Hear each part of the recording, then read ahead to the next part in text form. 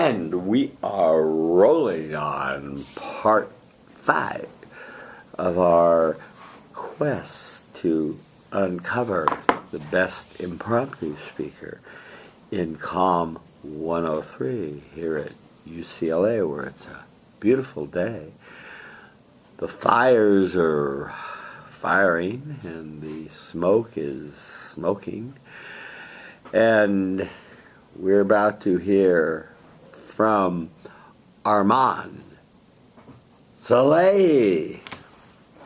Can you choose my topic, please? Yes, I'll choose your topic. Whichever one you want. Yeah. Okay. Yeah. Just let me know when it's 4.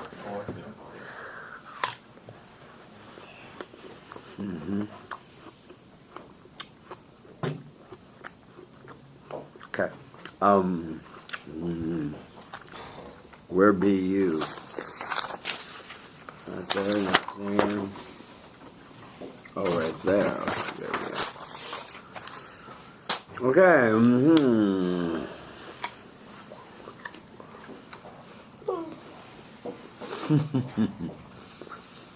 See what I mean? Yeah. Yeah. Well, yeah, these are a bit. I didn't get as lucky as just do it. I know. I would have been killed, but just do it. I had to do the probably read last week. Now, you're going to use your phone? No. I'm not going to use my phone. Good, I'll go because you're going to be penalized if you No, do I'm not it. going to use my phone. I just want to know what topic you're going to choose. No. Yeah.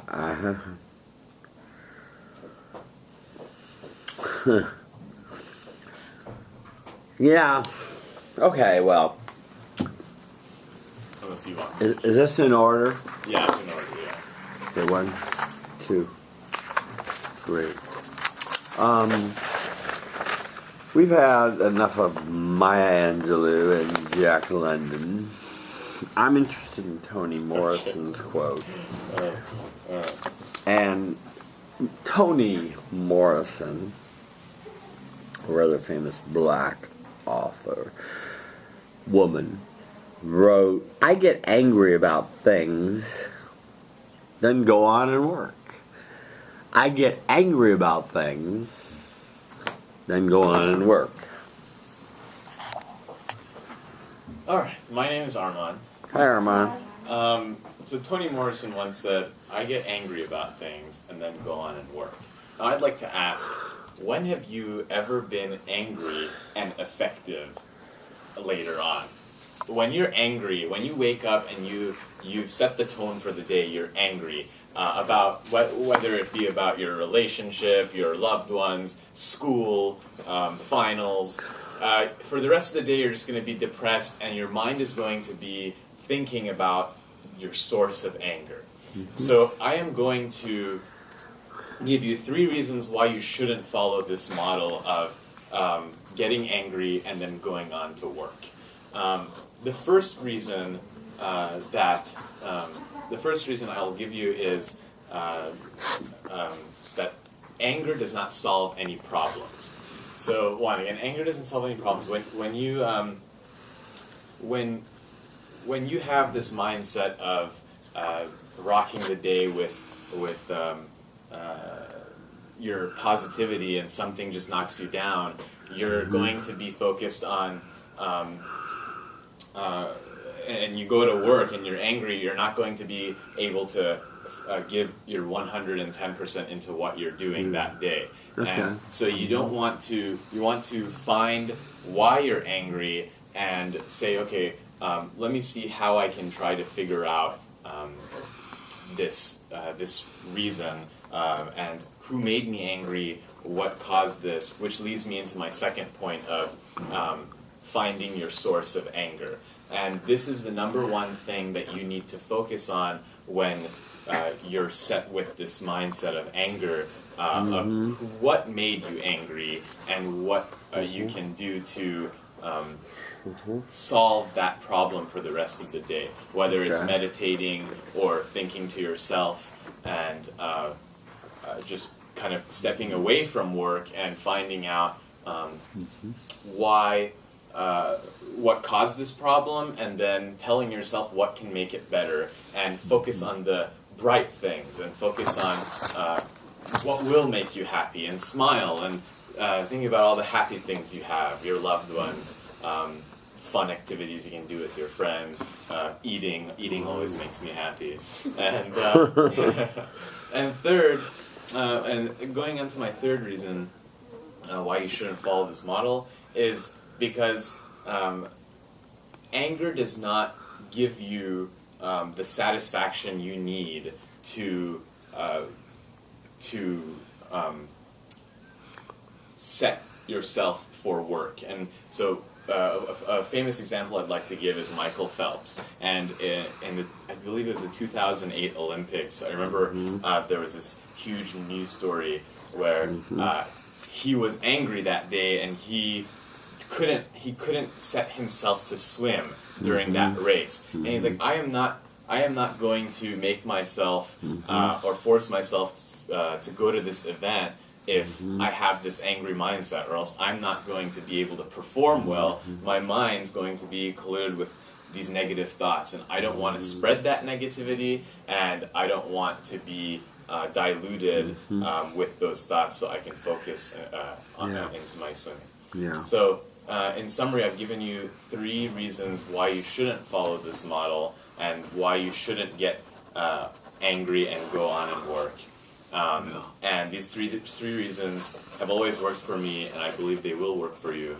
And in conclusion, one thing to always remember is that whether you are trying to make yourself happy and stray away from anger, you should also focus on your loved ones and to not spread negativity to them, and make your day a brighter and a better one. Thank you.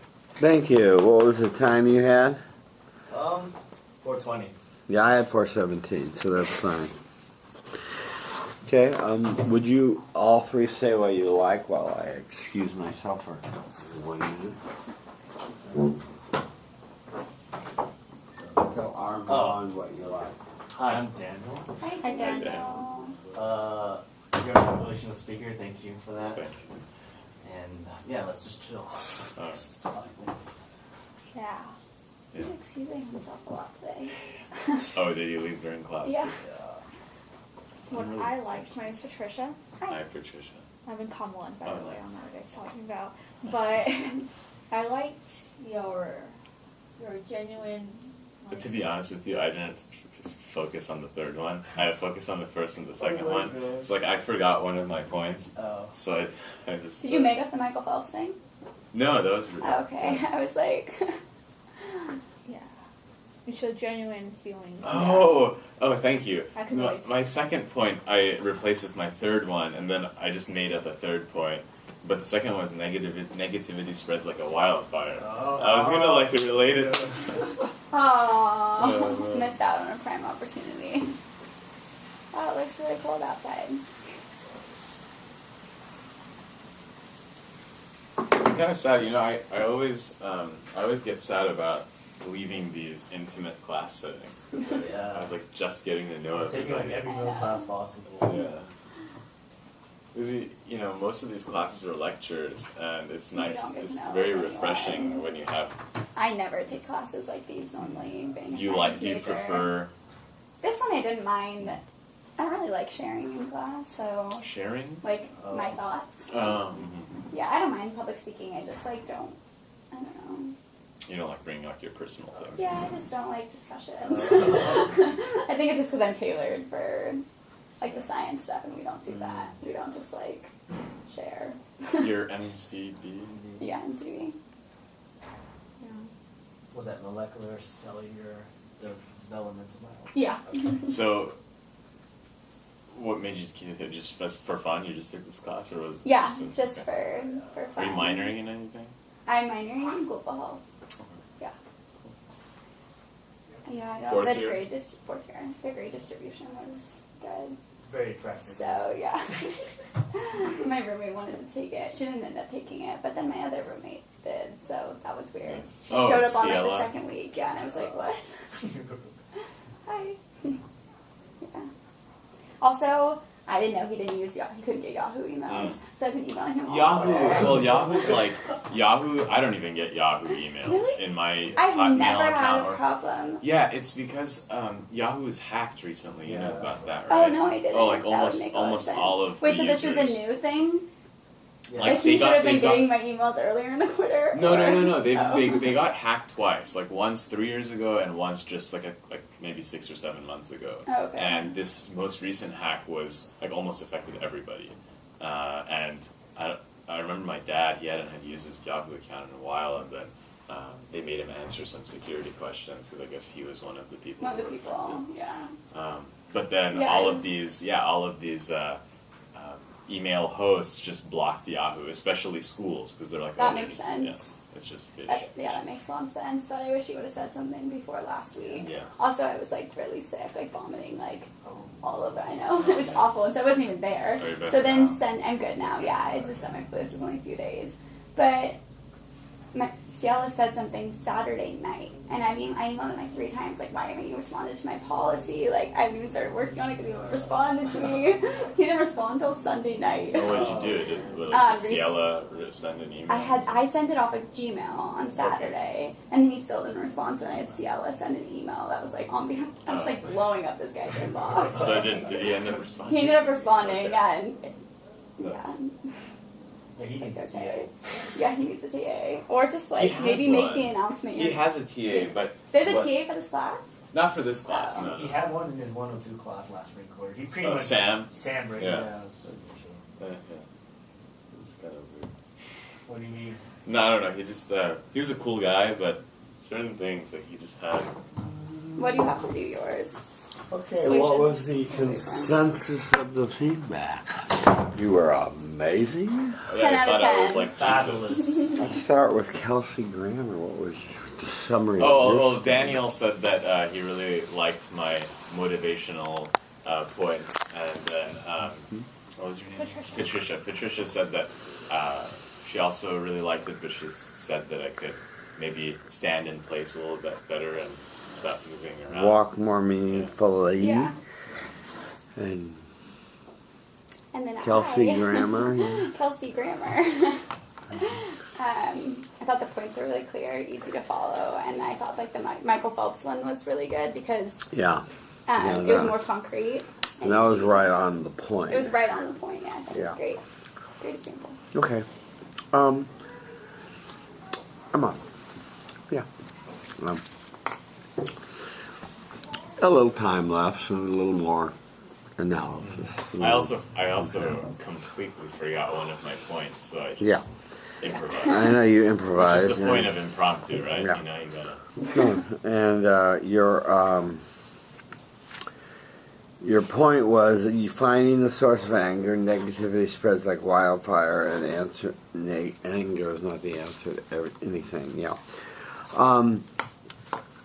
What I thought you did within the framework of what you answered and did was perfectly fine and satisfactory. I thought the Phelps thing was fine, and but I thought in some ways you sort of missed the boat a little bit because you know Toni Morrison and her work. You know, I'm Yeah. familiar just very, very vaguely, but yeah, I you know, research on her.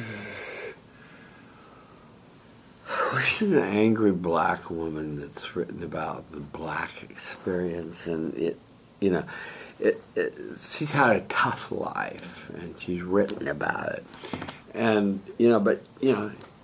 she said, I just don't let it consume me. I just keep writing. So I get pissed off. I go, that really sucked. Then I go back to writing, and I just keep it going. And that's what I thought you kind of missed of her, what she was saying. And it was completely different from your analysis. I'm not saying your analysis was wrong. It wasn't. But she was saying that you can get angry about things and You just have work to it out. keep it going, work it off, keep it going, yeah. And then I decided to take like the opposite stance Yeah. and say, don't follow this. Don't follow this. Yeah, that was fine. And I would like to see, I like that you didn't use your notes, and so thank you for that, and that was good. I would like to see you work on more vocal variety and just making more dramatic points. And, Michael Phelps was, he just couldn't do it, and, he just couldn't swim, and so he utterly sat it out. And stuff like that. But overall, it was a good job, but, try to Be more specific. and see what try.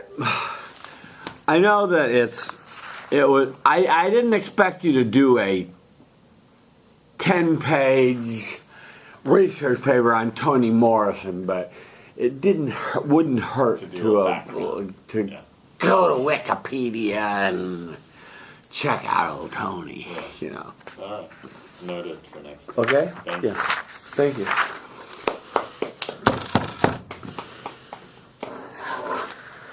Okay. My Are turn. you? Is it your turn? Do you want to go anywhere? No. Good. Okay. Thank you, Kelsey Grammer. Here we go. Kelsey. Thank you again, Kelsey, It doesn't matter. for sticking about. No problem. It's very sweet of you. I will remember that. Where's my list? Are you Mitchell Zia? No, you're not Mitchell Zia. Kelsey, there you are. Okay, yeah, you're on the good page. Not really. Debatable. Yeah. I can just do it. What's the good page? Slogans. What's the good page?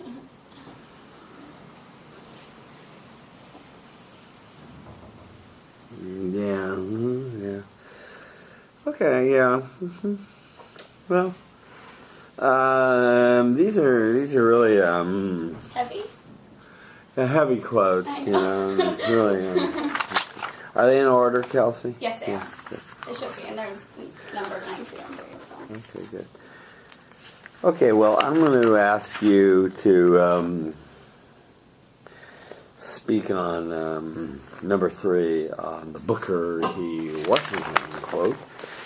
And in this quote, ladies and gentlemen, Booker T. Washington made the following observation. He said, success is to be measured not so much by the position that one reaches in life as by the obstacles which he has overcome while trying to succeed.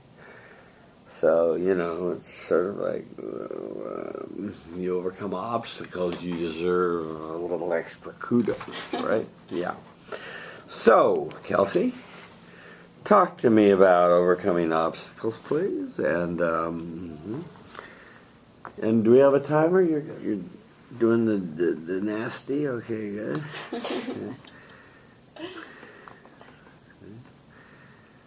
Okay. Pause, then begin. What do you want to do when you grow up? More importantly, I want you to think to yourself, why do you want to do that? Mm-hmm. Is it because you're hoping that this career option will make you rich? Mm-hmm. Is it the prestige? Is it because you think you're good at it? Mm-hmm. Or maybe it's because it's the only thing you're familiar with? Mm-hmm. How you answer these questions tells us a lot about how you personally define success. As for me, I agree with Booker T. Washington's analysis of success, as he states that success is to be measured not so much by the position one has reached in life as by the obstacles which he has overcome while trying to succeed. What Booker T. Washington means with this quote is basically that it's not about where you end up, rather what you learn and gain along the way. Good. Success cannot be measured by superficial means. Instead, it's is a result of inner development and growth. And I'll show this to you with 3 main examples. The first being a theoretical example, the second through a real-life example while looking at the uprise of Tina Fey, and the third through a personal example. We are all students at UCLA, meaning we are driven, competitive, and capable. We all want to be successful in our futures. But it's important to remember that success does not stem from superficial results. It stems from inside. So the first example I want to talk about is a theoretical one. I want you to imagine with me 2 men. The first man was given a position because he knew the owner of the company. The second man was given an equal position. They both make the same pay, but the difference is that the second man went to college, he got a degree, and he had an internship and gained experience that allowed him to be qualified for the position. Is their success equal? It should be evident to you guys that the second man is the more successful one. He worked and overcame obstacles in order to better himself and prepare him for his position, as well as prepare for the obstacles that will come in the future. Mm-hmm. Now, the second example I want to talk about today is Tina Fey. Many of you have probably heard of Tina Fey, seeing as she's one of the most well-known female comedians of our time. Mm-hmm. But she actually started her career doing improv shows in Chicago. Mm-hmm. Then she landed what she thought was going to be her dream job with SNL. But the catch was that she wasn't a performer, she was a writer. And at first she saw this as their way of saying she wasn't good enough. But it turns out that this obstacle actually provided her with the skills and abilities that would later make her more successful in life. This writing allowed her to gain the skill that she utilized when making her own movies in the future. Mm-hmm. This demonstrates that it's not just about position, more so about personal growth and personal success. Mm-hmm. Now, the third and final example that I want to talk about is a personal one. I used to measure success based on position as well. I thought if I became a doctor, people would respect me, they'd think I was successful. Mm-hmm. And so I did what every other pre-med does, and I got a lab position. Mm-hmm. And I was stoked because I was a freshman getting a lab position, and that doesn't happen every day. Yeah. And so I told everyone about the position that I got. But it turned out when I actually went to work there for the year, it was miserable. I hated every minute of it. My mentor was not interested in helping me learn, and it was overall just incredibly unenjoyable. Mm-hmm. After gaining the confidence to quit and realizing that it wasn't about position, I really understood what success was. I felt like I was a more successful version of myself when I learned my worth and what I wanted and became more confident, more so successful than I was at the time when holding that position. In summary, I have shown you 3 examples that really emphasize and encompass what Booker T. Washington meant when he said that success is to be measured not by the position one has reached in life, as by the obstacles which he has overcome while trying to succeed. I hope as you think about your futures, as you prepare to graduate or you make decisions on your careers, that you can think about this quote and what success truly means, so as to understand and not be drawn in by superficial means, and instead do what is going to better you and help you along the way. Thank you. Excellent. Wow. See, you should join the debate team. Yeah. Hi, I'm Armand. Hi, Armand. Yeah. Like, really great. I was really blown away. And Oh, should I stay up there? It was great. I'll stay up there for your critique. I'm trying to think of a specific, but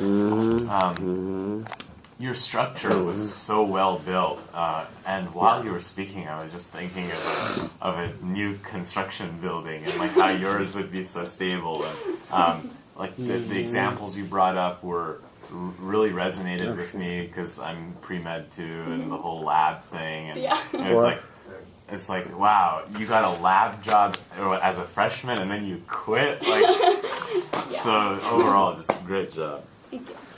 Yeah. Hi, I'm Daniel. Hi, Daniel. Hi, Daniel. Well, yeah, I don't know how to describe it, but you have like TED Talk-esque hand gestures, which I've noticed, like very straight up. And then also to the structure, like you define success and then you build it, and you save the best example for last. You just not only define success, you just say how you personally understand that, and it just keeps on going. Thank you very much. Do you want to comment? Sure. My name's Patricia. Hi, Patricia. And I really appreciated your clarity in the way you speak and your concrete examples. Very nice. Thank you. Yeah. So good. Yeah. Well, first off, Kelsey, you're really smart, and your analysis was, you had thought about this, and so you put together a smart presentation. This wasn't just, what 3 arguments can I come up and slap together? These were part of an organic whole, and they were very thoughtful. Secondly, you're extremely fluent. You know, you're marvelously fluent, and I love that. Thank you. You notice if you watch the tape tonight, others are a little bumpy. By the way, remind me tonight, I need to change the status of one of the tapes, so I'll explain later.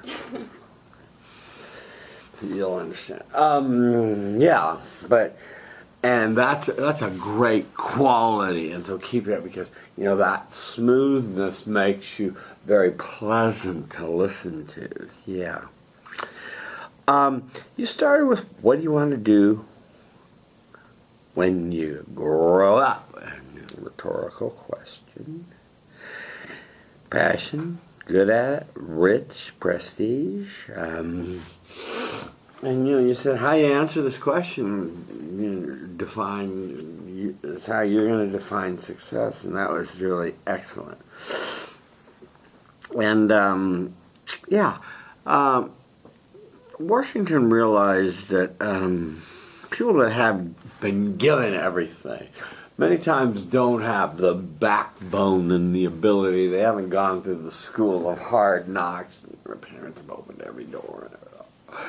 It's just been too easy, and they somehow, some of these kids, some of them, unfortunately, come from wealthy families, and they just have a lack of fire in their belly. It's just like, it's just too easy, and Dad will provide, and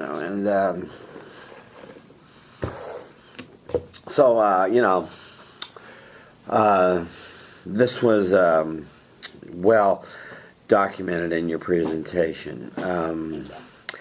Your significant statement, where you gave everybody here in the room at the table a compliment, was thoughtful and a good idea, yes. Everyone is, I take that back, there's few stupid people here at UCLA as undergraduates. Yeah. Okay. Your first example. You talked about the idea of the person that you feel should be considered the most successful is the person that has overcome real obstacles. And that's I'll share this story with you that relates to John F. Kennedy when he was running for president in 1960. Was campaigning in the Appalachia region of West Virginia. And he was talking to a group of miners. And, he had a reputation, if you remember him, as being a kid with a silver spoon, very wealthy family, and his father opened every door, and just had it very easy. And this miner broke out from this contingency, and after Kennedy finished speaking, he goes, "Jack Kennedy!" Kennedy goes, "Yeah," and the news were whirling and the cameras were ringing. He goes, "Jack Kennedy, is it true? You never worked a day in your life?" Kennedy goes, "Yeah." "Dad opened every door?" "Yeah." "Never broke a sweat?" "No, not really." "Never worked a day in your life?" Long stare in his eyes, and he said, "Jack, you ain't missed a thing. You know, and we glamorize,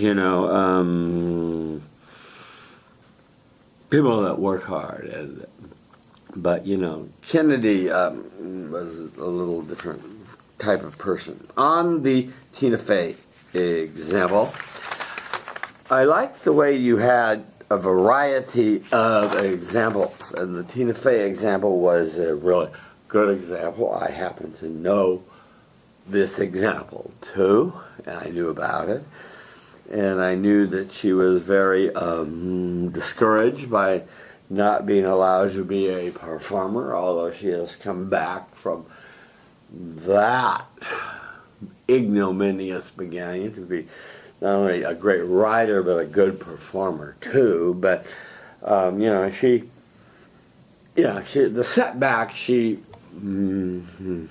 made them work for her, which was your point, and made her an even better actress or actor, whatever the proper politically correct thing to call her is. Yeah. And then your last story, telling stories, was very memorable. You told the story of getting a lab job as a fresh person, and your lab leader was a jerk who didn't really care about helping you grow or develop. And that was, you were miserable, and so you grabbed the bull by the horns and walked and found a different experience, and that was good. So, your summary, you went back to the Booker T. Washington quote and truth. I didn't hear you say it. Maybe you didn't. I missed it. But there should be no doubt on this room. There's validity in his quote. So remember, the true success is an inner event without consequences. Well done. Now, this was a well-written, well-performed, well-rehearsed speech. I can tell you spent some time on this, working on this, so it deserves, the good grade that it's going to receive. So, thank you very much, Kelsey. Okay. All right. So I guess you're next, huh? Yeah.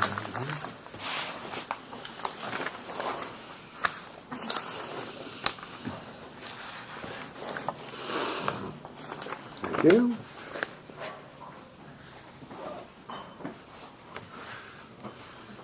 Okay. Just so you'll know, if you want to see yourself, maybe just stop it and then start again. Yeah. Okay. Sure. Okay, that works. Okay, yeah, I'll start it again and we'll stop it and so you can you put do the a little top one. mini film speech in there in this dealio. Okay, good. See, I stop it by